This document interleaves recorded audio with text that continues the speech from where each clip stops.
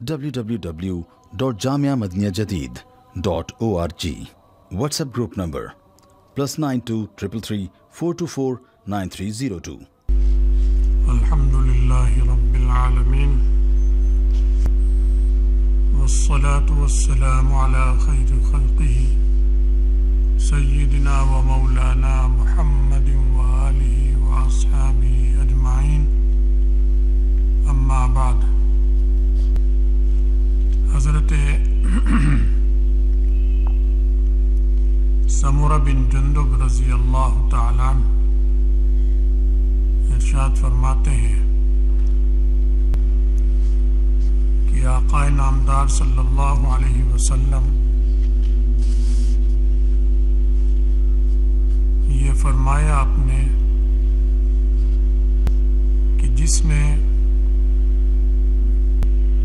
من یکتم غالا، جس نے خیانت کرنے والے پر پردہ ڈالا، چھپایا،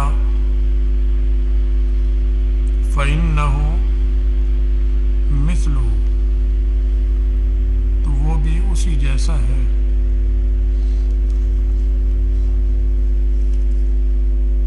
جہاد میں جیسے مال غنیمت اکٹھا ہوا، جمع کیا جا رہا ہے، اور اس میں سے کسی آدمی نے کوئی چیز چھپا لی، چاہے قیمتی ہو چاہے معمولی ہو، لیکن وہ ایسی چیزیں ہیں جو جمع کرانا ضروری ہوتا ہے، پھر بعد میں جمع ہونے کے بعد پھر وہ تقسیم کی جاتی ہے مجاہدین میں، امام اپنی نگرانی میں انہیں تقسیم کرتے ہیں۔ تو اس نے چرا لی، اس میں سے چھپا لی۔ اب جس نے دیکھا اس کو چھپاتے ہوئے، وہ اگر اسے پردہ ڈالتا ہے، فرمایا یہ بھی اسی کی طرح خائن ہے، یہ بھی بددیانت ہے۔ یہاں پردہ ڈالنا ثواب کی چیز نہیں ہے، اس لیے کہ یہ اس نے خیانت کی ہے دوسروں کے حقوق کی۔ اس مال غنیمت میں مجاہدین کا حق تھا،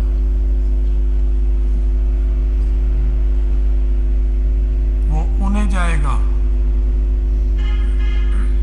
اس کو بھی مل جاتا اور ملنا تھا مال، لیکن لالچ میں اس نے کہ پتہ نہیں یہ چیز میرے حصے میں آئی یا نہ آئی، مجھے تو یہ اچھی لگتی ہے، اور اس لیے چھپا لی، تلوار چھپا لی۔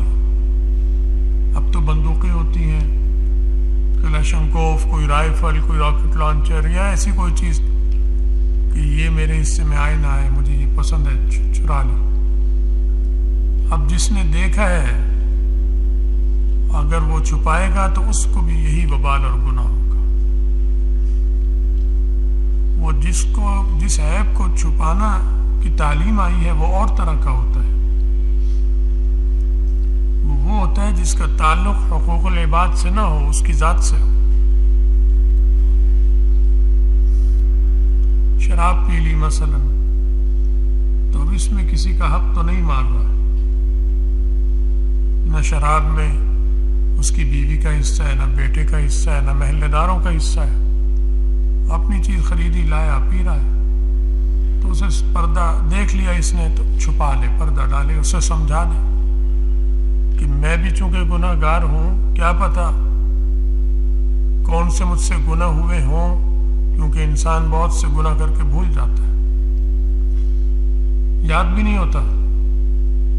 گزشتہ 30 سال کی، 40 سال کی، 50 سال کی زندگی کی ساری چیزیں کسے یاد ہو سکتی ہیں؟ اور سنگین غلطیاں کی ہوتی ہیں انسان نے، اور اسے پتہ بھی نہیں ہوتا کہ میں نے یہ کی تھی، بھول گیا۔ تو اس کو اگر چھپائے گا، کسی عورت کو دیکھ رہا ہے، بد نظری کی اس نے دیکھ لیا، اس کو دیکھ لیا، یا عورت بد نظری کر رہی اسے دیکھ لیا، پردہ ڈال دیا، کوئی حرج نہیں، اچھا یہ ثواب نہیں لگا کہ کسی کے عیب کی پردہ چھپا لو، ہمارے بھی عیب اللہ تعالیٰ پردہ ڈال دے گا۔ ایسے عیبوں پر پردہ ڈالنا. کپڑے بدل رہا تھا، اس کے کپڑوں پہ جسم پہ نظر پڑ گئی، پردے کی جگہ پہ نظر پڑ گئی. اب جا کے اس کو بتائے، اس کو بتائے، اس کو بتائے. یہ گناہ اور حرام ہے. اللہ میاں اسی طرح اسے بھی کسی موقع پہ ننگا کر دیں گے. اللہ کا انتقام بڑا سخت ہے، اس سے کوئی نہیں بچ سکتا. تو یہ چھپا لے. اس کی اپنی چیز چرا لی، کسی کی چیز چرا لا، اس پہ پردہ نہیں ڈال سکتا کیونکہ وہ کسی کا حق ہے. اس کی اپنی چیز چرا رہا تھا، اس نے پکڑ لیا، دیکھ لیا، پھر اسے معاف کر دیا اور کہا کہ جاؤ آئندہ نہ کرنا. بتاتا نہیں یہ ٹھیک ہے کیونکہ اسی کا اپنا حق ہے، یہ بھی بندہ ہے، اس کا حق ہے. اب جس کا حق ہے وہ خود ہی پردہ ڈال کے اور معاف بھی کرتا ہے، یا لے لیتا ہے اور پھر بھی معاف کر کے کہتا ہے معاف کیا، چیز بھی واپس دے دو میری، لیکن آئندہ مت کرنا، میں نہیں بتاؤں گا، تو ثواب ملے گا اس کو. تو کسی کا نقصان کرے، مال کسی کا ہو اور پردہ یہ ڈال کر ثواب کمانا چاہے، سمجھے کہ مجھے اجر ملے گا، ایسی بات نہیں. یہ حقوق العباد ہے. اس کا بتانا ضروری ہے.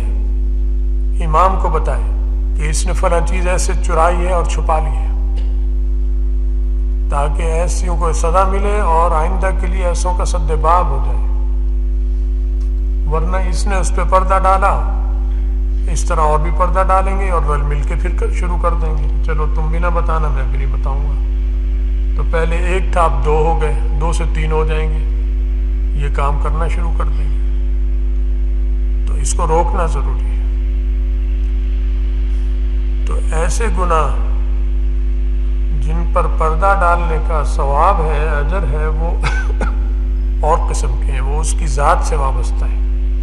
جس سے گناہ ہوا اس کی ذات کی حد تک ہے. یہ چھپا لو، اس میں ثواب ملے گا. لیکن کسی کا مال اٹھا رہا ہے، چرا لیا، قتل کر دیا، زخمی کیا اور بھاگ گیا، اور اس نے دیکھا تھا کہ زخمی کر کے بھاگ رہا ہے. اب اس کو چاہیے کہ اس کو مت چھپائے، بیان کرے. لیکن آج کل تو دور ساری طرف غنڈے بدماشوں کا ہے. وہ جو مار کے بھاگ گئے وہ بھی غنڈا بدماش ہوتا ہے، اور جس کو مارا ہوتا ہے وہ بھی بعض دفعہ وہ بھی غنڈا بدماش ہوتا ہے. پھر تھانہ سارا کا سارا غنڈے بدماشوں کا ہے. کچہریاں بھی انہیں کی بھری ہوئی ہیں، وکیلوں کا بھی یہی حال ہے. اب اگر یہ بیچارہ بتا دیتا ہے اور اس کی شامت آ گئی کہ جی میں تجھے نہیں چھوڑوں گا، تو اسے کون بچائے گا؟ حکومت تو اسے نہیں بچاتی. حکومت تو ظالموں کی اور غاصبوں کی ہے، یا کافروں کی ہے یا کافر جیسوں کی ہے، جن کے عمل وغیرہ سب کافر جیسے ہیں. اعتقاد تو اللہ کو پتہ ہے. تو اب اگر سمجھتا ہے کہ بتانے میں میری جان کو خطرہ ہے، میری آبرو کو، میرے بچوں کو، تو یہاں نہ بتائے. اب اس کا وبال حکومت پر ہوگا، کیونکہ اس نے حکومتوں کی نالائقی کی وجہ سے یہ ڈرا، کیونکہ اس کی حفاظت کا انتظام نہیں ہے حکومت کے پاس. نہ تھانہ کرتا ہے، نہ جج کرتا ہے، نہ یہ نہ وہ، کوئی نہیں کرتا. سب ایک فیس اور پیسے لینے کی کرے گا. اس کو بھی بٹوریں گے پیسے، اس کے بھی بٹوریں گے پیسے. ظالموں کا ایک ظالموں کا بس اقتدار ہے ظالموں کا. اگر گمنام خط لکھ کر یہ کر سکتا ہے کہ خط لکھ دے، تحریر کا بھی پتہ نہ چلے، پھر کسی ذمہ دار حکومتی عہدیدار یا کسی کو ایسے اطلاع کرے کہ یہ ہے اس کا فلاں قاتل یا فلاں زخمی کرنے والا وہ ہے، لیکن میں اپنے کو ظاہر نہیں کر سکتا کیونکہ میرے لیے اس میں مشکلات ہیں. اس طرح کر سکتا ہے. اس طرح کر دے، کوئی حرج نہیں، کوئی گناہ نہیں ملے گا. مظلوم کی مدد کا ثواب ملے گا. مظلوم کی آگے مدد ہوتی ہے نہیں ہوتی وہ ان کا حکومتوں کا ذمہ ہے. تمہارا فرض ادا ہو گیا، تمہیں اللہ تمہارا اجر دیں گے انشاءاللہ. تو ارشاد فرمایا ہے کہ جو اس خائن پر پردہ ڈالے گا وہ اسی جیسا ہو گیا، کیونکہ مدد تو ان کی کرنی چاہیے، مدد اس کی کر رہا ہے پردہ ڈال کر.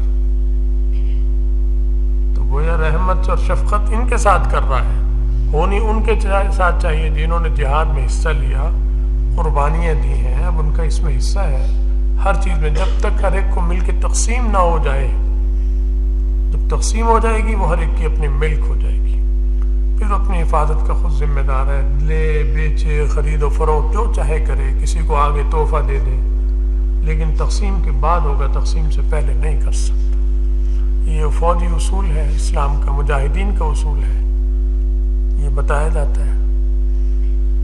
اب تو کسی فوجی کو بھی نہیں پتا، کسی جرنیل کو بھی نہیں پتا، بریگیڈیئر کو بھی نہیں پتا، نہ کرنیل کو پتا ہے نہ جرنیل کو، کوئی پتہ ہی نہیں کسی کو حرام حلال کیا ہوتا ہے، کیا حقوق ہیں کیا نہیں.